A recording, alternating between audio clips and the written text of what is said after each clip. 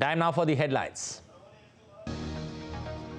India's External Affairs Minister and Australian Foreign Minister Penny Yong to hold 14th Foreign Ministerial Framework Dialogue in New Delhi.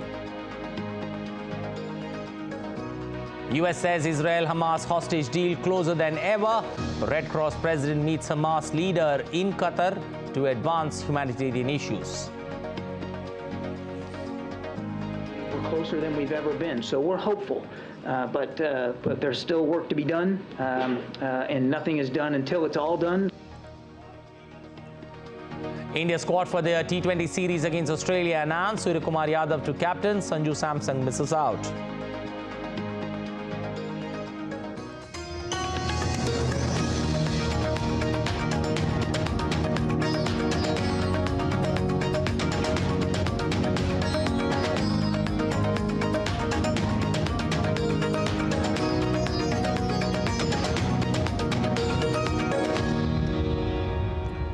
India's External Affairs Minister Dr. S. Jaishankar and Australian Foreign Minister Penny Yong will hold the 14th Foreign Ministerial Framework Dialogue in New Delhi today. Under this framework, the two lead sides will take stock of bilateral cooperation under the Comprehensive Strategic Partnership and also exchange views on regional and global issues of mutual interest. Meanwhile, India's Defence Minister Rajnath Singh and External Affairs Minister Dr. S. Jaishankar met with their Australian counterparts, Defence Minister Richard Marles and Foreign Minister Penny Yong in the 2+2 ministerial dialogue in New Delhi on Monday. Both nations' ministers discussed various issues, including in areas of defence and security, trade and investment, critical minerals, energy, climate change, space, education and people-to-people linkages. In his address, India's Defence Minister Rajnath Singh said both nations are witnessing an upward trajectory across all spheres of bilateral cooperation.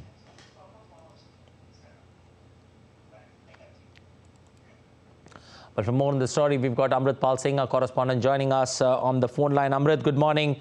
Amrit, we've seen headway, especially when it comes to many issues of mutual interest between the two countries. But today, the 14th Foreign Ministerial Dialogue that takes place, give us a significance of it and what's on the table. Anil, what had happened yesterday was that the 2+2 dialogue happened where all the four ministers, two from the Indian side, the defense and the foreign minister, and the counterparts from Australia met. They took an overall assessment of the bilateral relationship. They covered areas that you mentioned: defense and security, trade and investment, critical minerals, energy, climate change, etc. Today, the two foreign ministers are meeting, Penny Yong and Subramaniam Jaishankar. They will be reviewing the bilateral relationship in terms of convergences of foreign policy. Secondly, the entire gamut of the relationship, because the strategic comprehensive partnership, the comprehensive strategic partnership covers all areas of security, defense, and also of economic engagement. Okay. So they will be looking at what progress has been made on SECA, or the cooperation on economic cooperation agreement, which is at advanced stages of negotiations. The two sides are keen to sign it as soon as possible, and if possible during Prime Minister Anthony Albanese's visit to India in January. They will also be working out the contours of the upcoming Quad summit in January, and also exchanging notes on how the two sides could work together for a more open, inclusive and a resilient Indo-Pacific. Okay. Especially given the aggression or the attempts to unilaterally dominate the region by certain players in the region. Other issues of global concern, like the ongoing Hamas-Israel conflict, would be on the table for the two sides to discuss. Okay. Amrit, cricket and culture are two things that combine Australia, especially for the common man. But looking at especially the 2+2 ministerial dialogue that took place, the second of which, how have we moved forward from the first to the second? They expanded the areas of cooperation, of which we spoke space and technology, science and technology, space, education, people-to-people linkages, increasing trade and investment, mobility of people, expanding, making it easier to get to trade in critical minerals, rare earth minerals, joint co-production, especially in the defense sector. So all this was discussed. They reviewed where the two sides have come and deepened their resolve to expand and broaden the horizon of bilateral cooperation.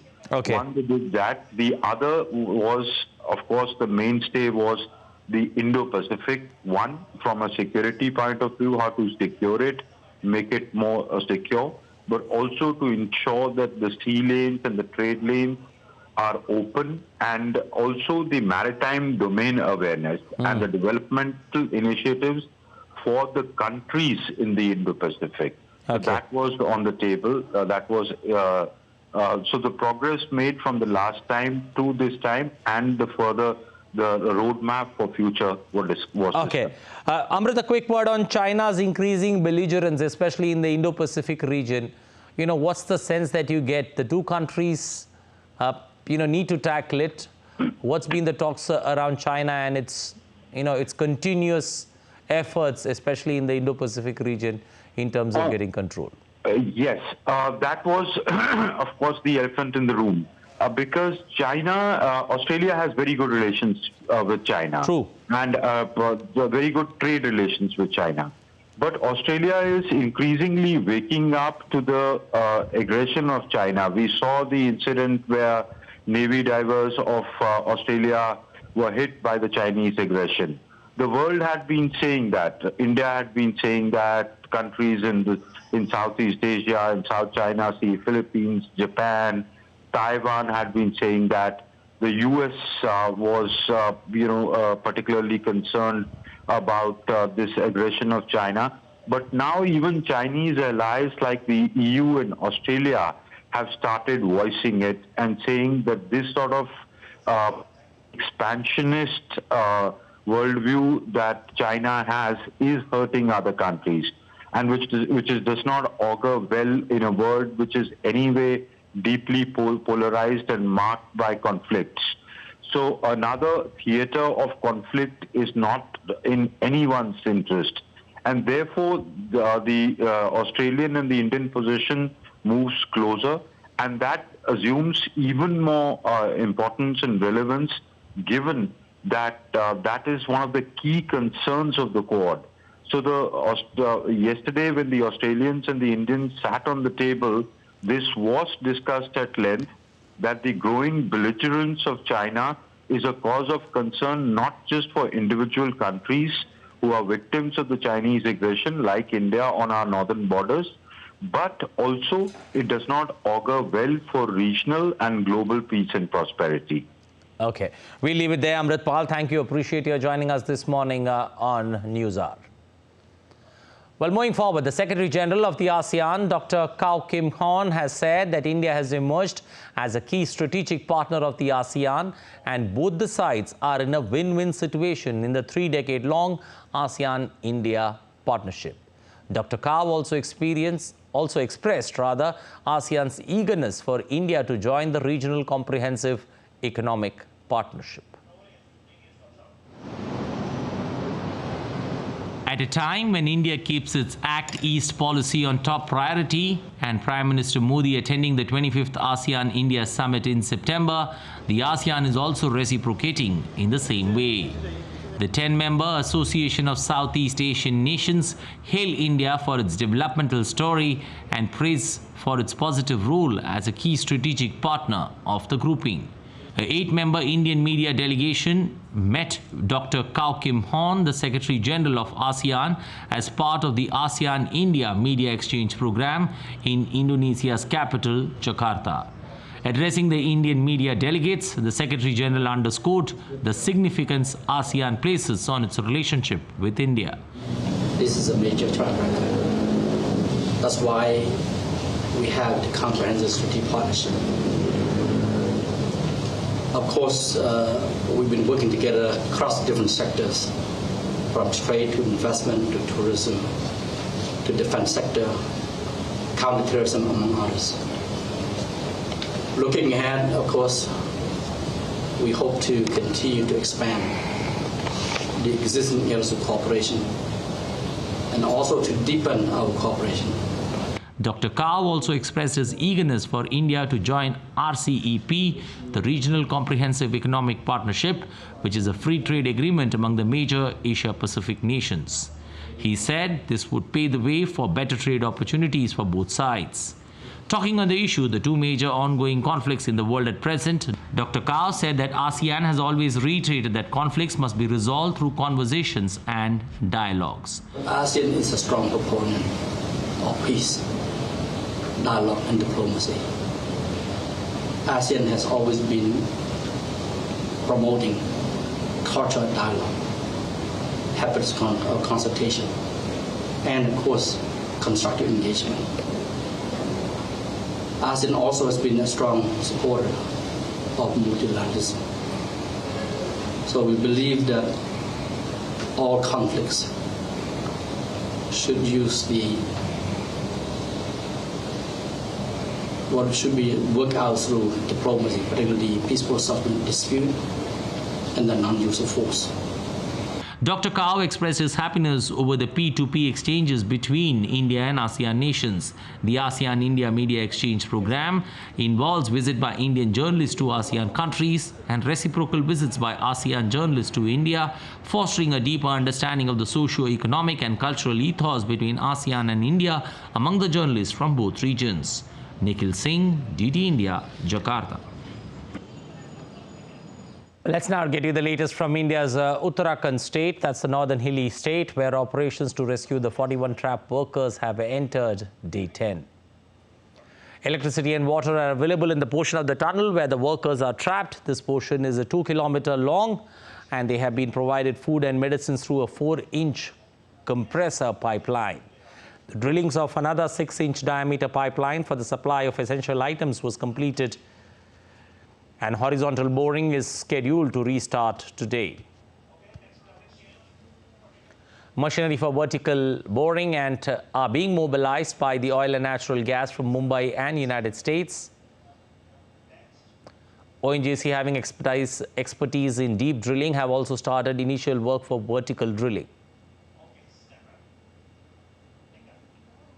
Well, on your screens are the first visuals of the trapped workers. Contact was established with the workers through an endoscopic flexi camera. The video was shared on social media by the Chief Minister of Uttarakhand State, Pushkar Singh Dhami, who said that all the workers are completely safe.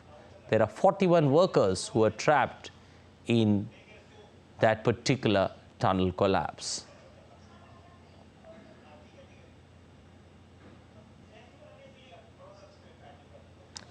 Well, there is a 5-prone rescue operation that's currently on at this point of time in that Uttarakhand tunnel collapse, and every help that's been needed in the safety of these trapped workers there being taken care of, and even experts from United States being roped in and reaching the site, especially to help these workers. Inside the trapped place that they are, it's an almost a 2-kilometer long area that they have before them. So it's not that they are very confined to a particular region. It's a long, big area that they have in front of them. And they are trapped in that tunnel at this point of time, the under construction tunnel. And the safety exits cannot be used for the simple reason that they all have been blocked at this point of time after this collapse. And so things being done, every possible step by the state and center being done to help those workers who are stuck in that tunnel collapse in Uttarakhand. Well, general public continue to throng the India International Trade Fair at Delhi's Pragati Maidan in large numbers, with almost 3,500 exhibitors across the country and abroad. The fair is expected to attract around 4,000 visitors each day and could swell to another 1 lakh visitors during weekends and holidays. The theme of this year's trade fair is Vasudev Kutumbakam, united by trade, while the theme of the health pavilion is Ayushman Bhava, which means may you live long. The Union Minister for Health and Family Welfare, Dr. Mansukh Mandavia, visited the Ayushman Bhava Health Pavilion at the India International Trade Fair in New Delhi. While visiting the various stalls showcasing health initiatives and schemes of the government, lauding their efforts to raise awareness amongst the masses, he actively participated in the interactive activities at various health booths.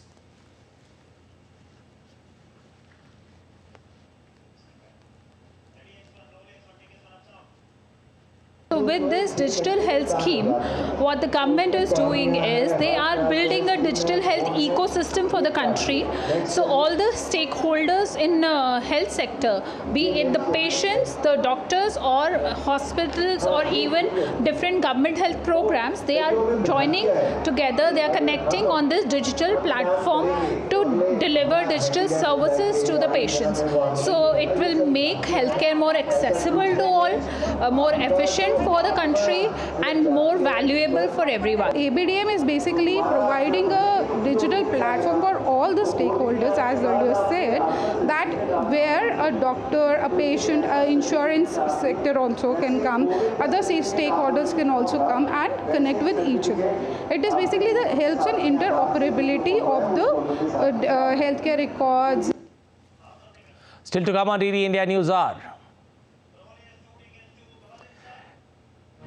Israeli forces find weaponry lab under mosque in Gaza. Virtual summit of the BRICS group of nations to be held today to discuss the Israel-Hamas conflict. Long queues of trucks still lined up at Poland's border with Ukraine as no agreement has been reached.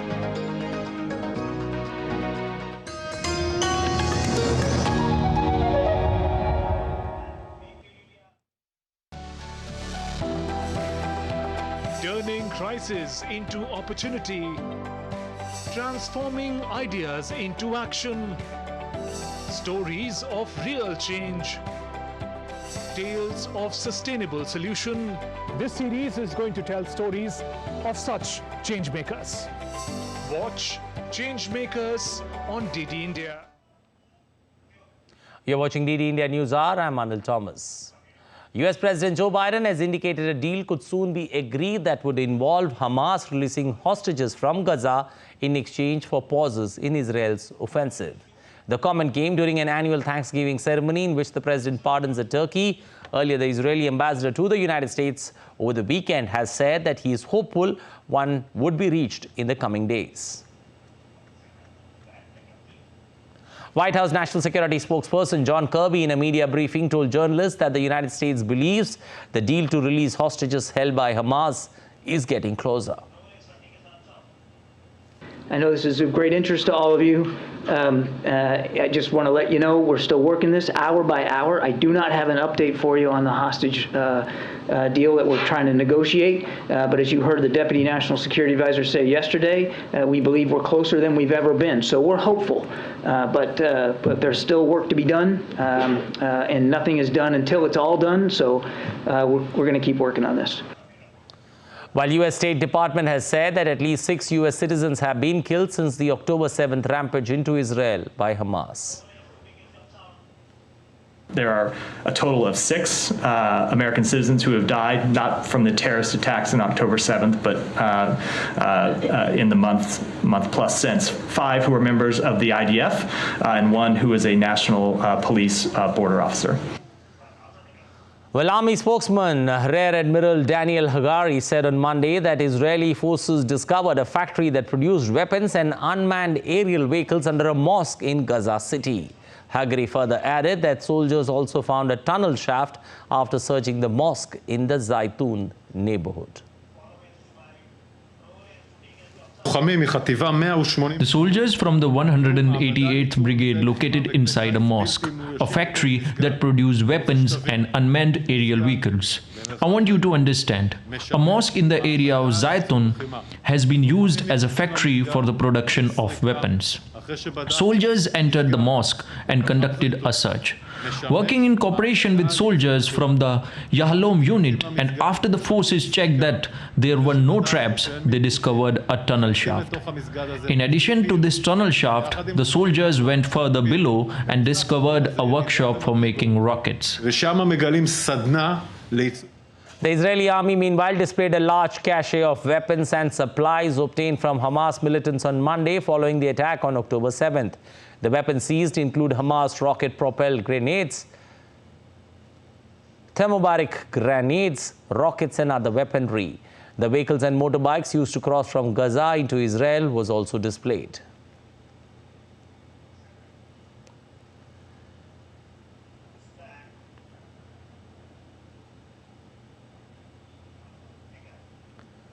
The International Red Cross president traveled to Qatar on Monday to meet with Hamas leader to advance humanitarian issues.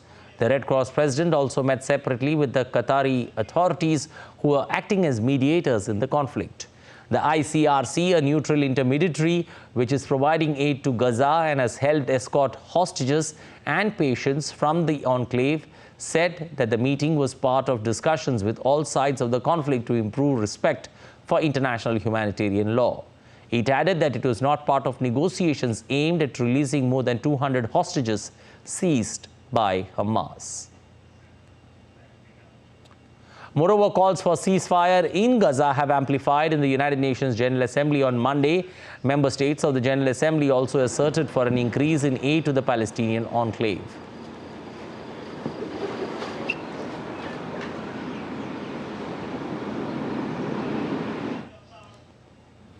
An immediate humanitarian ceasefire is essential, and we repeat our calls for this, along with an urgent and significant scaling up of humanitarian access and supplies, including food, fuel, water and medical supplies.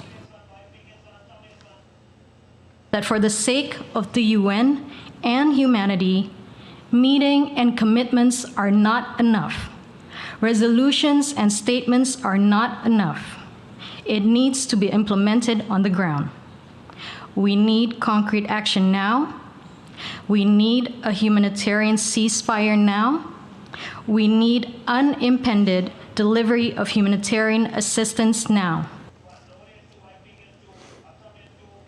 Australia wants to see the next steps towards a ceasefire agreed by both parties. We welcome recent reports of diplomatic efforts towards the safe release of hostages and to facilitate safe humanitarian access, and we encourage all steps towards this.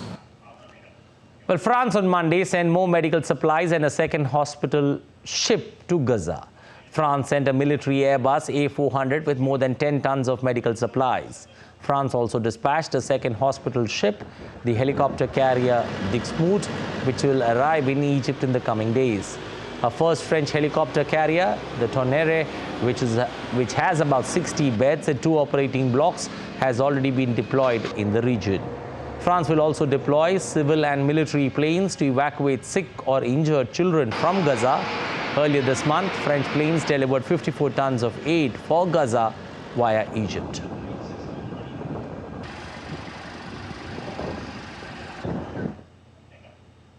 The families of Israeli children held hostage by Hamas in Gaza pleaded on Monday for international voices to demand their release at a protest outside the UN Children's Fund in Tel Aviv.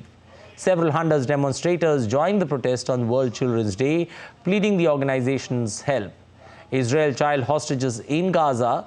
Protesters also held Israeli flags, portraits of the children and stuffed toys with a projector casting pictures of their names, faces and ages onto the sides of the building housing the offices of UNICEF. Meanwhile, Gazan children were seen dancing with a team of acrobatic group inside a school in the southern Gaza city of Rafah. The dazzling performances brought the fleeing kids a moment of happiness.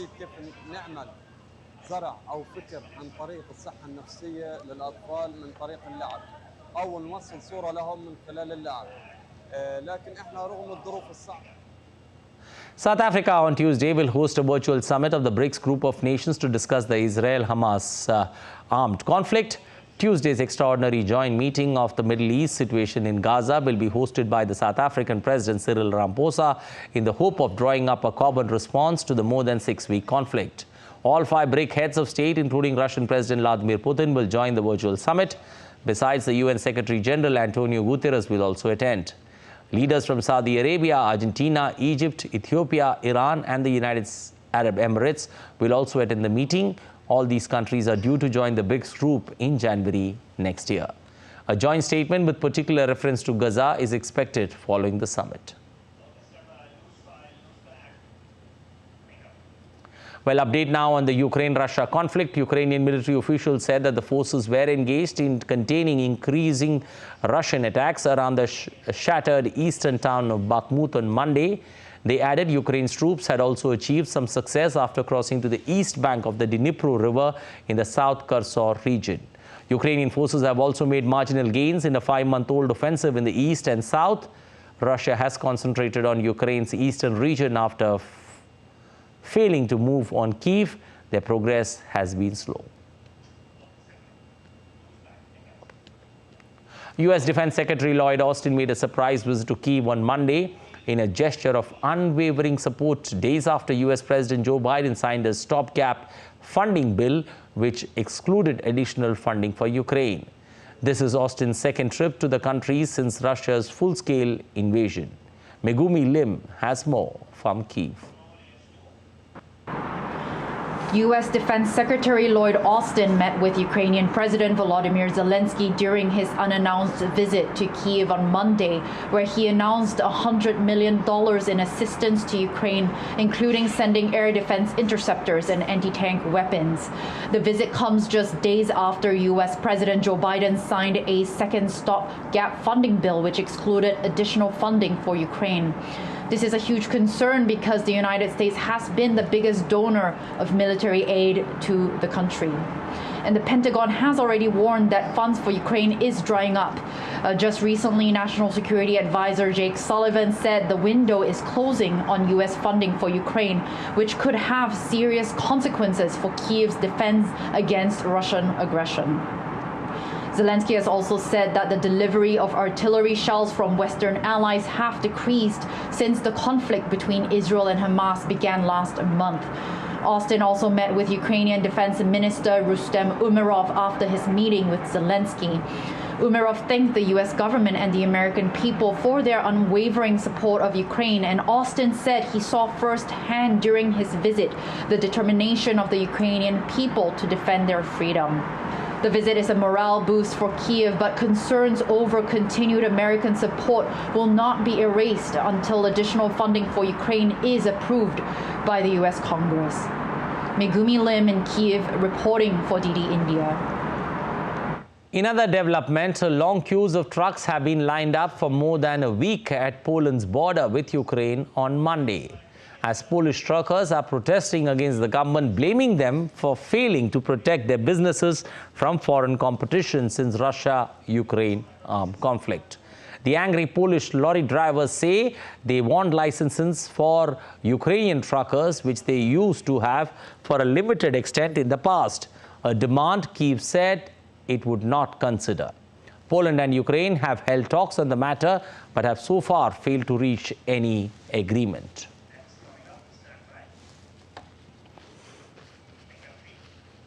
Still to come on DD India News Hour. Tensions simmer in the Korean peninsula as North Korea plans to launch spy satellite. UN Secretary General heads to Antarctica before the COP28 climate summit. Brazilian fans stormed the venue for Taylor Swift's concert in Rio amid sweltering heat in the city.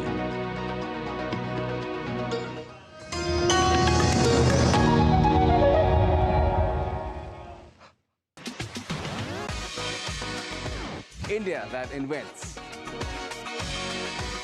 India that innovates. India that excites. India that invites. Land of possibility. Team brimming with opportunities. Watch India Ideas each Thursday, 8 p.m. only on DD India. You're watching DD India News Hour. I'm Anil Thomas.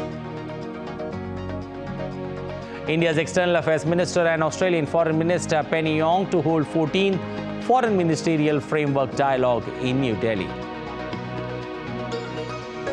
US says Israel-Hamas hostage deal closer than ever. Red Cross president meets Hamas leader in Qatar to advance humanitarian issues. India's squad for the T20 series against Australia announced. Suryakumar Yadav to captain. Sanju Samson misses out.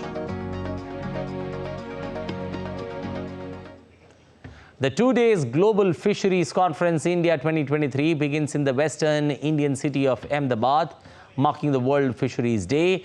The conference will be celebrated on the theme of celebrating fisheries and agriculture wealth.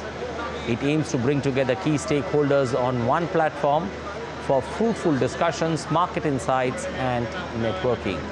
It will also serve as a platform to forge partnership with national and international stakeholders and to chalk out a roadmap for sustainable growth of India's fisheries sector. Delegations from more than 10 countries will physically participate in the conference, with over 50 other foreign diplomats anticipated to join the meet virtually. The event is anticipated to attract close to 5,000 visitors, including farmers, vendors, representatives of cooperatives, and also startups. India's Minister of State for External Affairs, V. Muralidharan, met Zanzibar President Hussein Ali Miami.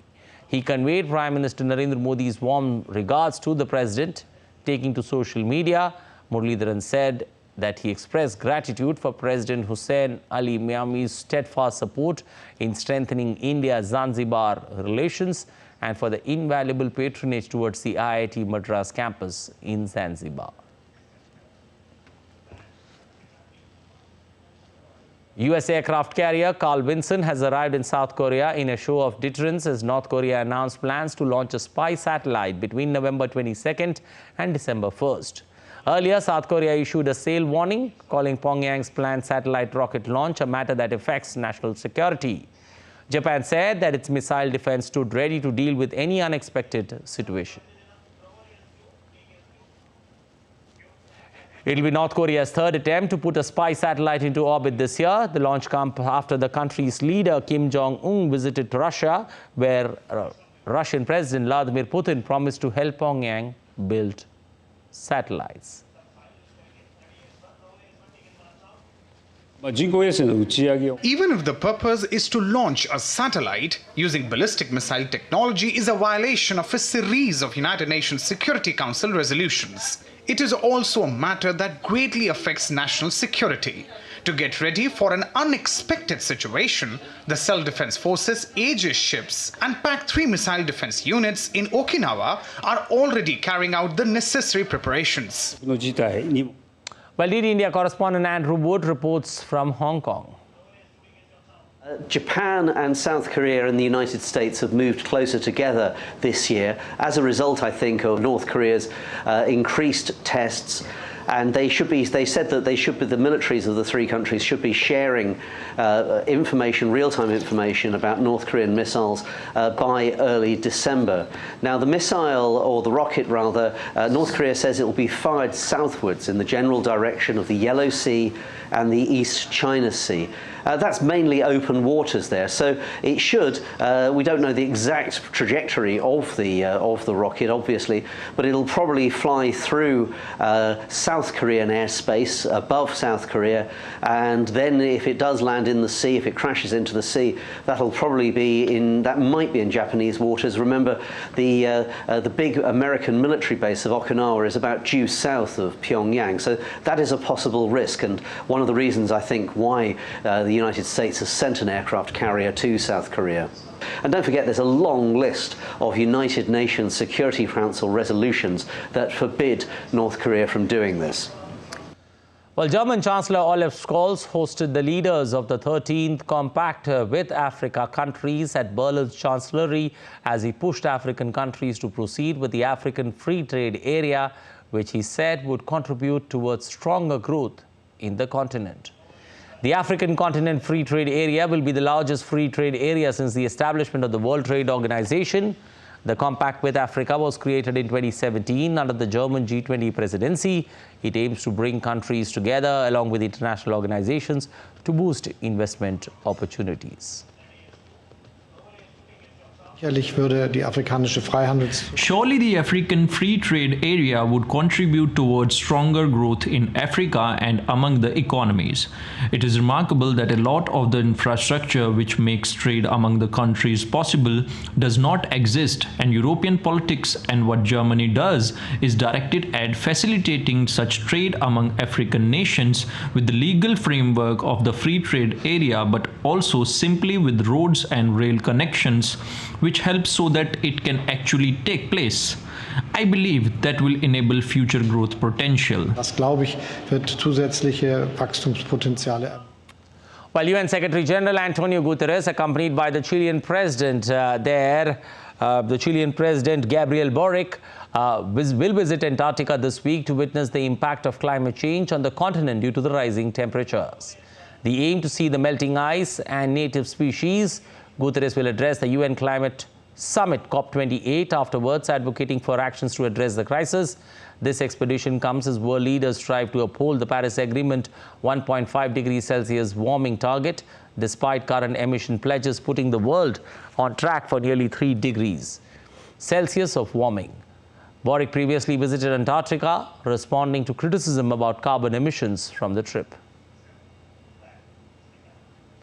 According to the recent United Nations analysis, despite countries' climate change pledges will change by nearly 3 degrees Celsius of warming this century.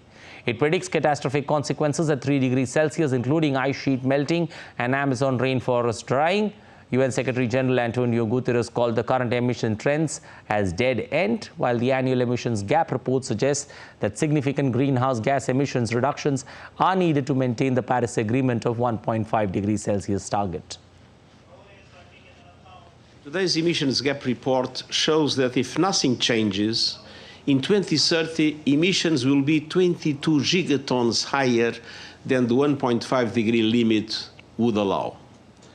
Present trends are racing our planet down a dead-end 3-degree temperature rise. So it's time to establish a clear phase down with a time limit linked to the 1.5 degrees. And it's time to be determined in pursuing that phase-down policy. Pledging to cut emissions under the Paris Agreement and then green-lighting huge fossil fuel projects. This is throwing the global energy transition and humanity's future into question. The longer we wait, the harder it's going to be. The world needs to lift the needle out of the groove of insufficient action and begin setting new records on cutting emissions, on green and just transition, and on climate finance, starting now. Well, a recent study has revealed the possibility for affluent nations to supply a combined $25 billion annually to safeguard 100 of the most vulnerable countries against climate disasters, with a mere $10 million per nation. As the finding comes to light just before the UN's COP28 climate summit, they present a significant breakthrough in understanding how to protect countries from the soaring costs of climate damage. This groundbreaking research by the University of Cambridge Institute for Sustainability Leadership signifies a critical step forward in addressing the urgent need for climate resilience and risk management. Well, heavy storms in southern Brazil has caused deaths of at least 4 people over the weekend. The substantial flooding of rivers left several villages cut off, and at least 31,000 people were affected by the rains in Rio. More than 1,600 were evacuated from their homes. Southern Brazil has faced extreme weather events in recent months, including heavy rains, severe heat, and a devastating cyclone in September that left more than 50 people dead. Meanwhile, Brazilian fans gathered in large numbers for Taylor Swift's concert in Rio on Monday amid sweltering heat in the city. Earlier, Taylor Swift cancelled the show on Saturday due to excessive heat and following the death of a 23-year-old fan who died due to deteriorating weather conditions.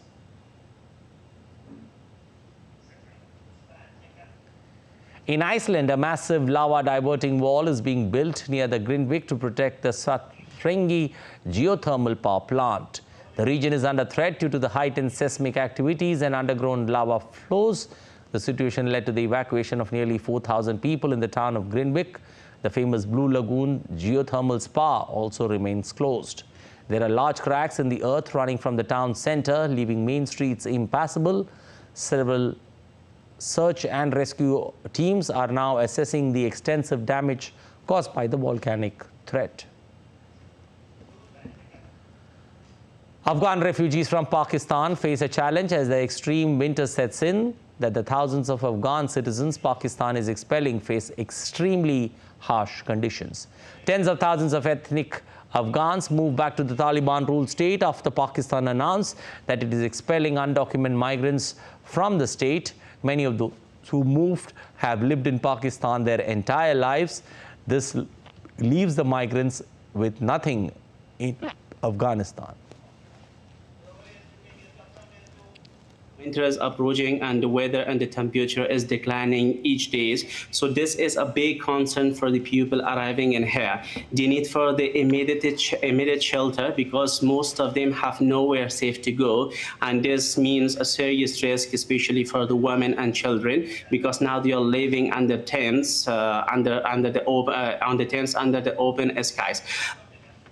Well, let's take a look at some other stories making news around the world. A Turkish cargo ship named Kafmetla sunk off the coast in Erli in the northwest Turkey's Zonguldak province amid powerful storms that claimed at least 9 lives, including one from the crew.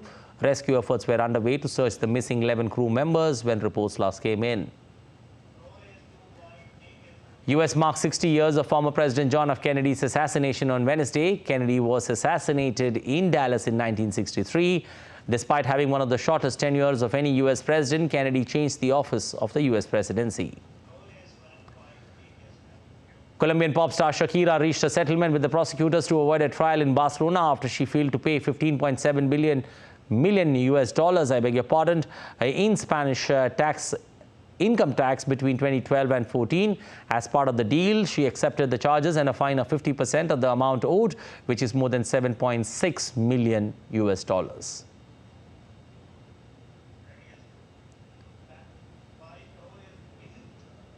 The 2023 Shanghai Tower Vertical Marathon was held over the weekend. It was the world's highest vertical running competition.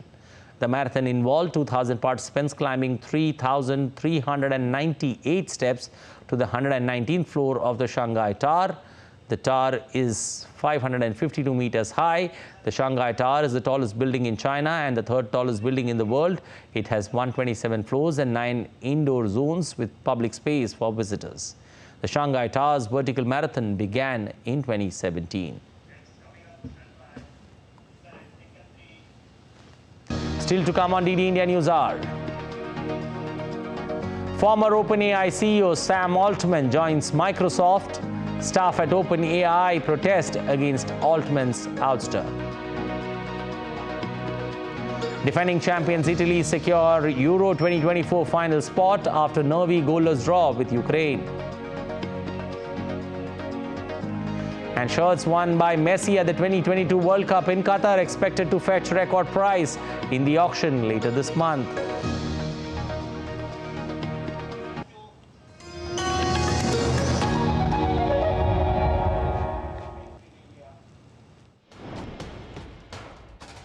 Wherever news breaks, whatever it takes. Connecting corners, cutting across continents. Stories that matter from across the globe. Accurate, authentic journalism that serves you right.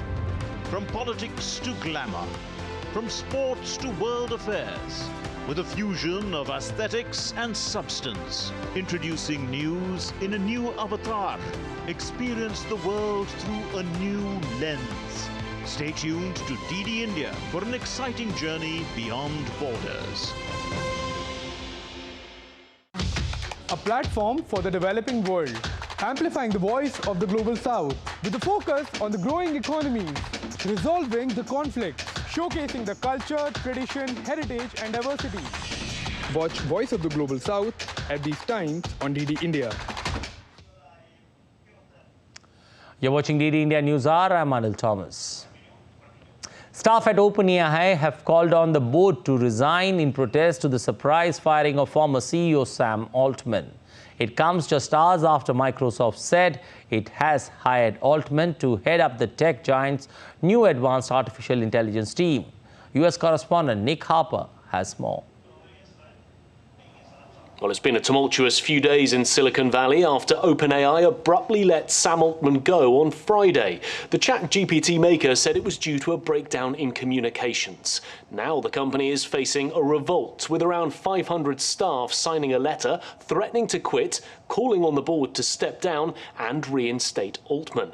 He, however, has been snapped up by OpenAI's largest investor, Microsoft.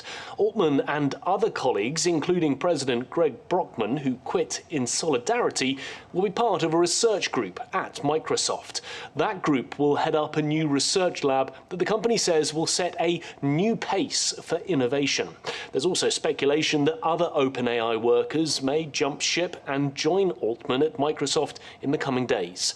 Microsoft invested more than $13 billion in OpenAI. However, the company reportedly only found out that Altman was about to be fired on Friday, 1 minute before it was announced. Some other major investors found out on social media. As for OpenAI, the revolving door has brought in the former chief executive of Twitch, Emmett Shear. He replaces Mira Murati, who was appointed as the interim chief over the weekend. It means that OpenAI has had 3 CEOs in just 3 days. The board said Mr. Shear has a unique mix of skills, expertise, and a relationship that will drive OpenAI forward. Nick Harper in Washington, reporting for DD India. Well, Citigroup has begun a major overhaul of its management structure with sweeping layoffs expected. It's part of a broader reorganization and seen as the American bank's biggest reshuffle in nearly 20 years. William Denslow has more. The overhaul is being dubbed Project Bora Bora, as Citigroup aims to boost returns and improve efficiency. CEO Jane Fraser says the restructuring will involve some difficult decisions, but will help align the bank's structure with its strategy. According to Bloomberg, the latest round of job cuts is impacting roughly 300 senior manager roles, equating to about 10% of senior management positions. In a statement, Citigroup said that it's taking some difficult, consequential decisions that it believes are the right steps towards reorganising the firm. Individuals not assigned a management role are believed to be provided with a transitional period to apply for other roles at the bank. The third largest bank when it comes to assets in the US currently employs around 240,000 people, but thousands of jobs could reportedly be cut as part of the broader reorganisation. This restructuring plan was announced back in September, and the process is expected to last until the spring of 2024. Fraser took over as CEO back in 2021 and has vowed to help Citi stock recover. But elevated interest rates in the US and other wider economic headwinds has stunted those ambitions. William Denslow in New York, reporting for DD India. Well, former students in the US have started repaying federal loan debts after 3.5 years of financial relief due to the coronavirus pandemic. It's affecting so many people that total students' loan debt is approaching $1.8 trillion across the nation. And with the rising cost of living, there's concern on how many people can afford to pay it back. Caroline Malone has more. Everybody knows their place in society. They do what they're supposed to do. Going to college is supposed to open the door to a better future with higher earning potential. But 45 million people in the US are also saddled with student loan debt. Both fill me with the love of wisdom. Nathalie Jean-Baptiste knows all about it. She graduated with an undergraduate and law school degree, but after 10 years still had $156,000 in student loan debt and filed for bankruptcy. She fought her own bankruptcy case and won, and has become a legal specialist helping others do the same.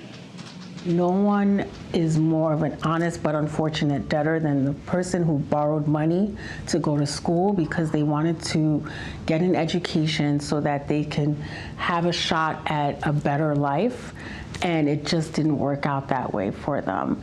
And bankruptcy is a way to, wipe out the debt and get a fresh start so people can start over. President Joe Biden paused repayments to the government on federal student loans during the pandemic, but interest accrual and repayments have restarted again, particularly affecting lower-income groups, women and minorities, such as those who went to historically black colleges and universities, or HBCUs. There's no question that black student borrowers are disproportionately impacted. And I think that's a key reason why, when Biden was running for office in 2020, he deliberately ran on a platform of canceling all federal student loan debt for HBCU students, both public and private. All federal student loan debt for those who earn less than $125,000. The Supreme Court struck down Biden's plan for a major student loan forgiveness program earlier this year, but the president continues to push for smaller student loan relief in other ways. The White House says the administration has forgiven at least $127 billion in student loan debt, helping millions of borrowers. But many others are still feeling the burden of education debt, and some have had to go as far as declaring bankruptcy to clear it. Caroline Malone in Washington, reporting for DD India. On to sports, the Indian men's selection committee on Monday announced a squad for the upcoming 5-match T20 series against Australia. The series is scheduled to start from the 23rd of November in Visakhapatnam. Suryakumar Yadav will lead the squad. Rituraj Gaikwad will be the deputy for the first 3 matches. Shreyas Iyer will join the squad as the vice-captain for the last 2 T20s in Raipur and Bangalore. Sanju Samson once again is unlucky to miss out on getting selected. Team India faced a heart-wrenching loss against Australia in the ICC Cricket Men's World Cup final on Sunday. Despite the disappointment, the indomitable spirit displayed by the men in blue did not go unnoticed as Prime Minister Narendra Modi personally visited the team's dressing room to offer words of support and a hug for pacer Mohammad Shami, the highest wicket taker of the tournament.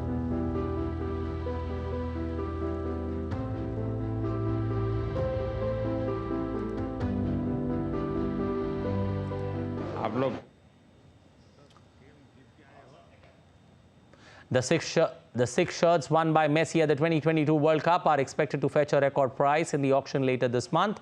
The collection that is expected to be the most valuable collection of sports archives include the shirts Messi wore during the first half of the final in Qatar.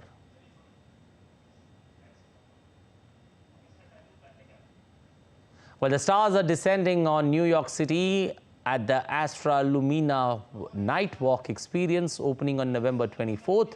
The Queen's Botanical Garden will be transformed into a sea of glittering lights and cutting-edge technological structures at this interactive installation like none other. The show aims to transport all ages into a magical world.